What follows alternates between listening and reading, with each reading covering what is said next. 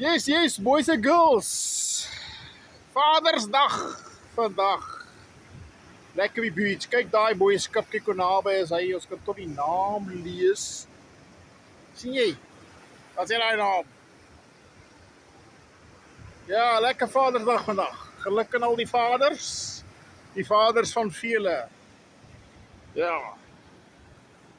Nou hoor maar, 4 ander nasies ook Vadersdag behalwe die Withouts. Ja. Ek is seker nie, ek sien nie op Facebook. Ek het nie veel van daai manne op my Facebook nie. Ons is my Kersmense nie. So ek sal nie weet nie. So ja. Weet nie. Ek weet in die swart gemeenskap is die feit dat jy 'n pa het wat by die huis is nogal raar, jy weet. So ek moet so gaan met daai fokkers. Ja, anyway. Ja, nou Piet sit die kak met die, hy sit die kak, hy is diep in die kak. Lekker. Ja, 77 slagoffers van hulle fucking hom en Mel se kak. Ja?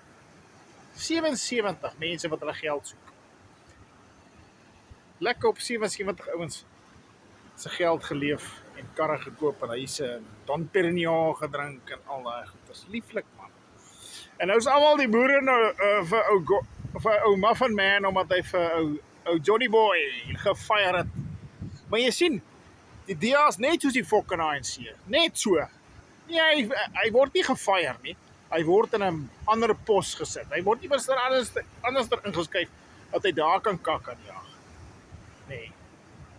En kyk, die DA ouens is nou nie moer omdat Gordon Lewis nou dit aan nou Johnny Boy gedoen het. Maar jy weet, al die kiesers, al die mense wat fucking sê wat in die land moet gebeur. Nee, eintlik. Hulle sê wie moet regeer. Almal stem saam, dis 'n fucking goeie ding. Maar nie altyd sy fucking job gedoen nie. Klaar. En dan het hy nog so ander fucker vroumens aangestel, nog hulle Afrikaanse wit girl, arrogante klein teef, né? Ja. Wat sê die boere is amusant. Nee wat? Wys jou, sy moet ook gefire word. Of sy moet sommer kleuterskoolonderwyseres posie gegee word. Soets. As hulle haar nie wil fire. Maar een wat hulle moet fire is hy dikgat ousie wat die onderwys doen. Hulle moet haar ook fire. Verseker.